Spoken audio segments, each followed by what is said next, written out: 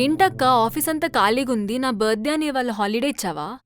Holiday కాదు, permanent holidays ఇచ్చేసాను అందరు హ్యాపీగా ఉంటారని. వాట్? నువ్వు పుట్టినప్పుడు కలిసొస్తుందని సొంత కంపెనీ స్టార్ట్ చేశారు డాడీ.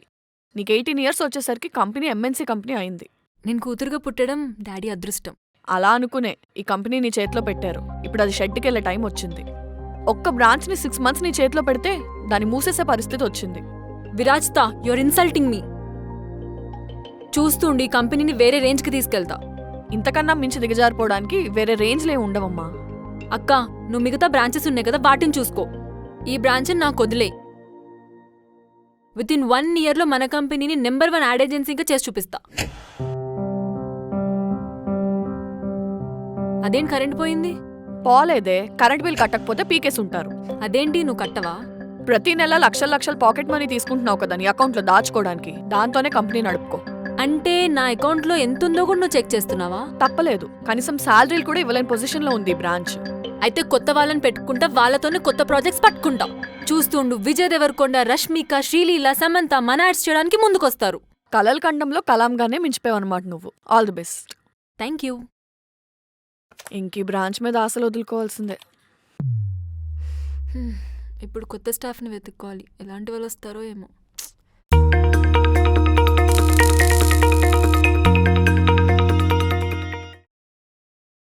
ఏమండోయ్, ఈయన పేరే వరప్రసాద్.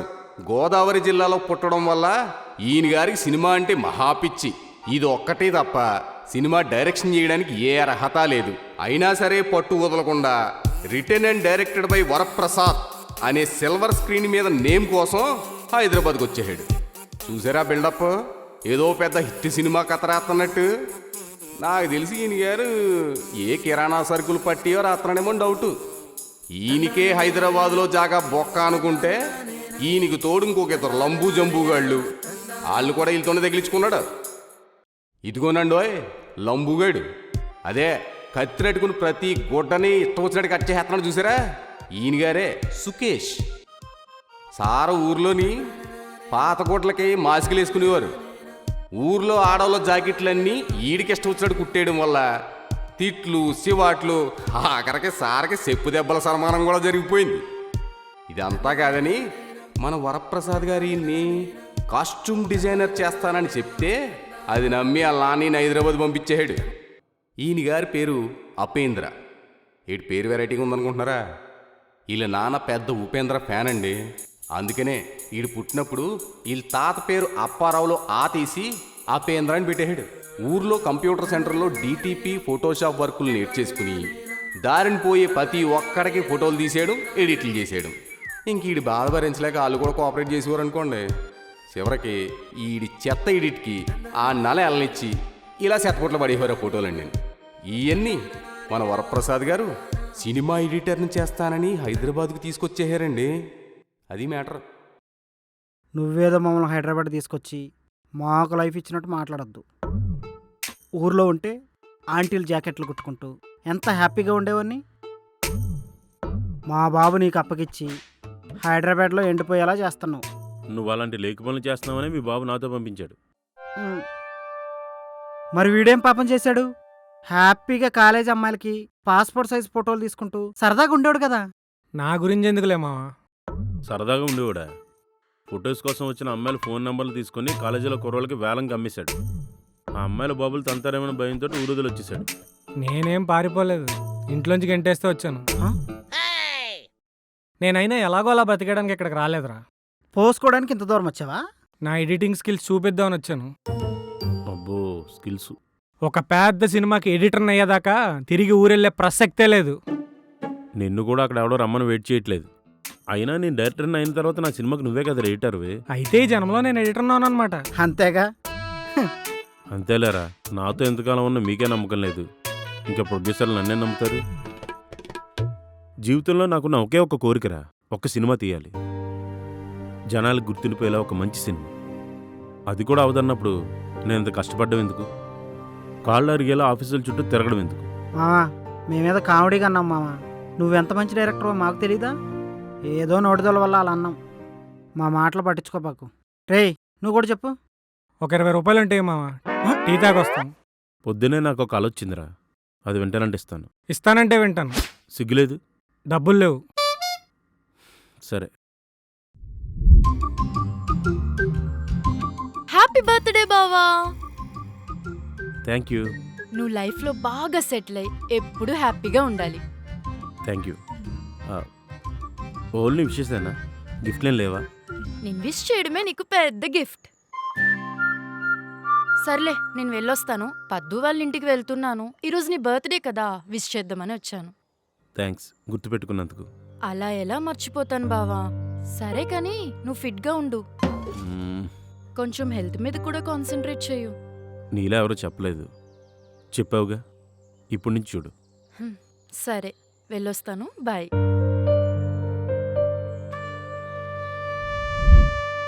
మీరు ఎప్పుడైనా నా హెల్త్ గురించి అడిగారా? తన కాబట్టి పట్టించుకుంది. ముందు డబ్బులు ఇవ్వు.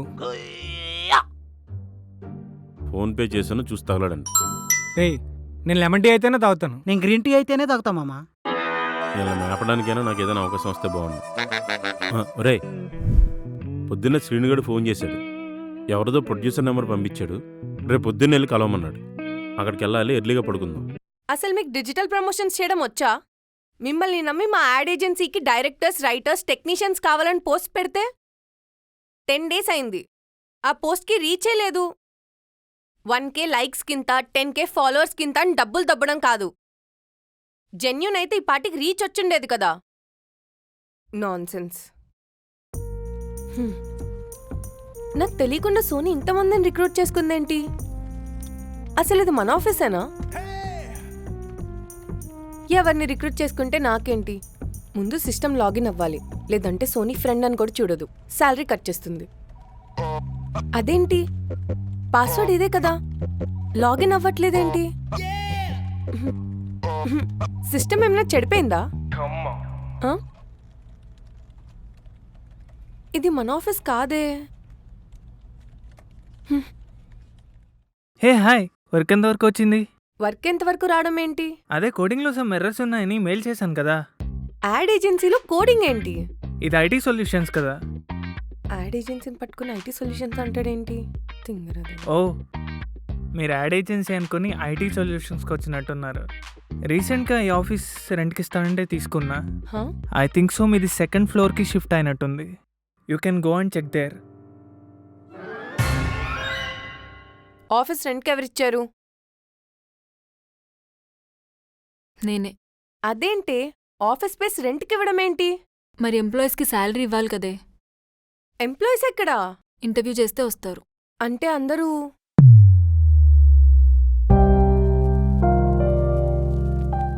ఏం పర్లేదు, నేనున్నాను. నువ్వేమీ కంగారు పడకు. నువ్వు ఉన్నావనే నా భయం అంతా. నిన్ను నమ్మే మా అక్క దగ్గర నుంచి బ్రాంచ్ తీసుకున్నా. ఒక్కటంటే ఒక ప్రాజెక్ట్ చేస్తే ఒట్టు. ఆఖరికి ఇన్స్టాగ్రామ్ ఇన్ఫ్లుయెన్సర్సే మనకంటే ఎక్కువ బ్రాండ్స్ చేస్తున్నారు.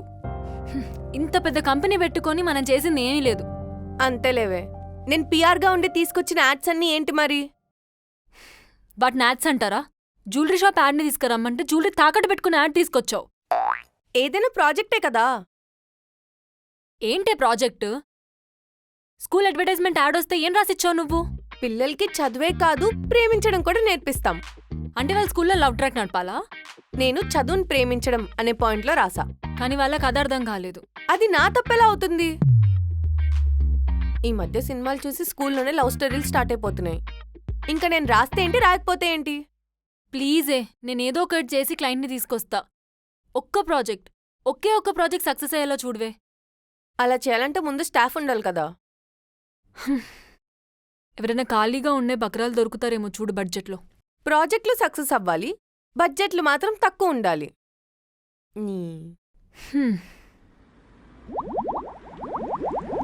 మామ, పక్కనే 25 కిలోమీటర్లు తీసుకొచ్చావు మామ. కనీసం కాలకృత్యాలు తీర్చుకునే గ్యాప్ కూడా ఇవ్వలేదు. కడుపులో తిప్పేస్తుంది మామ. నాకేం తెలుసురా, సీనుగాడు మొబైల్ స్విచ్ ఆఫ్ వస్తుంది. ఆ ప్రొడ్యూసర్ గాడేమో ఫోన్ ఎత్తట్లేదు. ఏ ఆఫీసులోకి వెళ్ళాలో అర్థమే సావట్లేదు. అయినా మైక్ పట్టుకుని సినిమా లొకేషన్లో యాక్షన్ చెప్పాల్సిన ఉండరా? సులభ కాంప్లెక్స్ అడ్రస్ చెప్పంటావా నన్ను? రేయ్, నీ సినిమా లొకేషన్ సంగతి పక్కనెట్టి ఆడు పంపించిన లొకేషన్ సంగతి చూడు మావా. ఫోన్ స్విచ్ ఆఫ్ వస్తుందని చెప్తున్నాను కదరా. మామ, దగ్గరలో షాపింగ్ మాల్స్ కనిపించట్లేదు. తుప్పలు కూడా లేనట్టున్నాయి. అగ్నిపర్వతం బద్దలైపోతుంది మామ. ఇక్కడే కంపు చేసేలా ఉన్నాడు. సరే అలాగే అక్కడ వాచ్మెన్ అడిగొస్తా. తొందరరా మామ.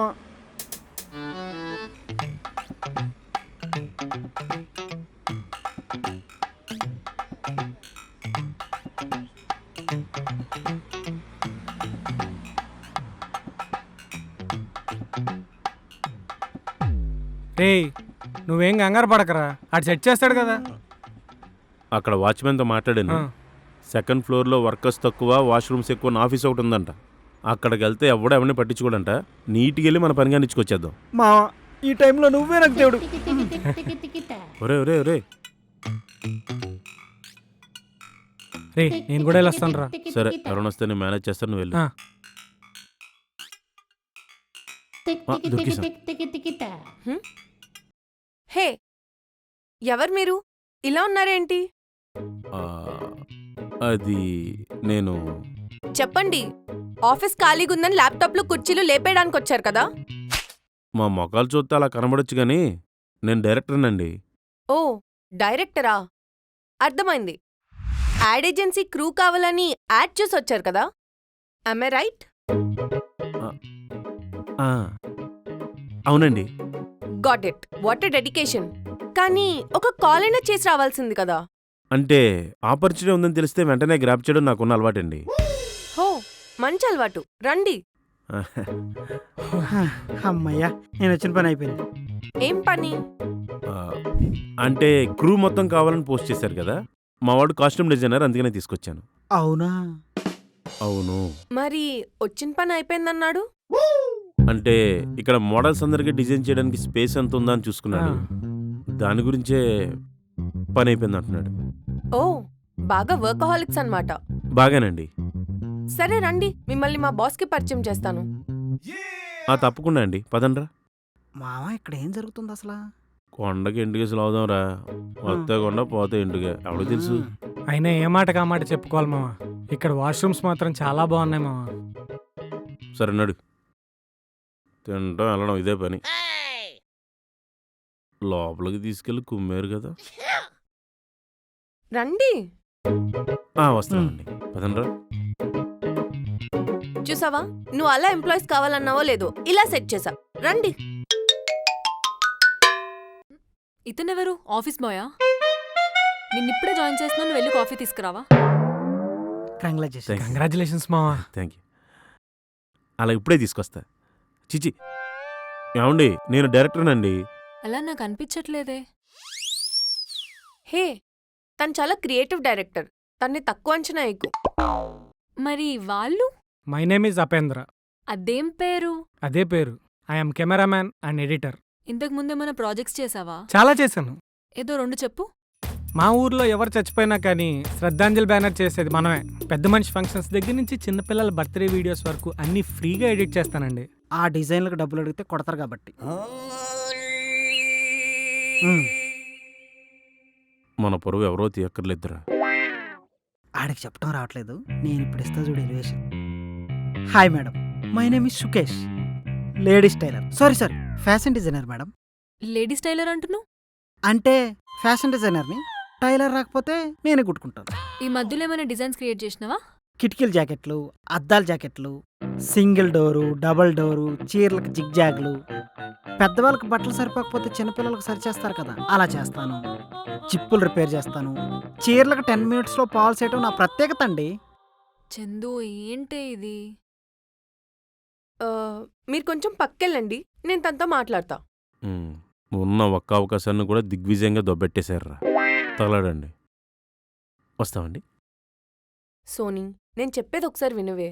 వీళ్ళని ఆఫీస్లో కూర్చోపెడతా అని చెప్పకే, నేను వినలేను. సరే అయితే, మంచి ప్రొఫెషనల్ ఎడిటర్స్ని, మోడల్స్ని, ఫ్యాషన్ డిజైనర్స్ని తీసుకొస్తా. ఒక్క ప్రాజెక్ట్ అయ్యేలోపు 10 లక్షలు తీసుకుంటారు. అమ్మో, 10 లక్షలా? మరి ఊరికే వస్తారనుకుంటున్నావా? కావాలంటే ఒక ప్రాజెక్ట్ అయ్యాక చేతిలో డబ్బులు వచ్చాక పంచోళ్ళని పెట్టుకుందాం. అంతే అంటావా? నీకిప్పుడు ఇంకో ఆప్షన్ ఉందా? ఎవరికి సెల్ఫ్ ఇంట్రడక్షన్ ఇచ్చుకోవడం కూడా రాదు. ఎలా అయితే మనం ఇంక సినిమా తీసినట్టే. పోనీ ఎలా చేయాలో చెప్పరా, నేర్చుకుంటాం. ఆగండి.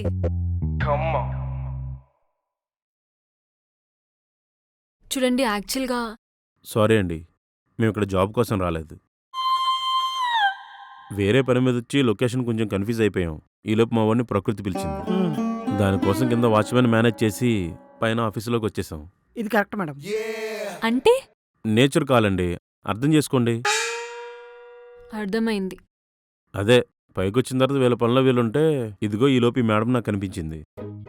ఆ తర్వాత ఇది జరిగింది. అంటే మీరు నాకు అబద్ధం చెప్పారా? మేము చెప్పిన ప్రొఫెషన్ మాత్రమైతే నిజమండి, కానీ ఇలా రావడం అయితే తప్పు. చెప్పండి రా. Sorry madam. వెళ్ళొస్తామండి. ఆగండి. మీరు ఇక్కడ జాయిన్ అవ్వచ్చు. ఇన్ఫ్యాక్ట్ రేపటి నుంచి వచ్చేయచ్చు. రేపటి నుండి శాలరీస్ ఎంత ఎక్స్పెక్ట్ చేస్తున్నారు? ఒక్కొక్కరికి తలకో 1,00,000 ఇచ్చేయండి. ఎరా 1,00,000 ఓకే కదా? ఓకే. మ్మ్, మ్మ్, మ్మ్. మీరు బయలుదేరొచ్చు. వద్దులేండి, మీరే చెప్పండి. తలో 15,000 ఇస్తాను. ఒక ప్రాజెక్ట్ అయ్యాక శాలరీ ఫిక్స్ చేస్తాను. 15,000? మావా మన దగ్గర అవి కూడా లేవు, ఎక్కువగా లాక్కు తెగిపోద్ది. 15,000 చాలండి. Thanks for your offer. రేపటి నుంచి అబద్ధాలు చెప్పకూడదు. అబద్ధం కూడా క్రియేటివిటీనండి, you know. No. Okay, see you అండి. బాయ్. బాయ్ అండి. బాయ్ Thank అండి. వీళ్ళని పెట్టుకొని మా అక్కతో చేసిన ఛాలెంజ్ ఎలా సక్సెస్ అవుతానో ఏమో. రాముడికి కూడా అల్లరి చేసే కోతులే సైన్యంగా ఉంటాయి సోనీ. వీళ్ళ ముగ్గురు సేమ్ టైప్. చూద్దాం.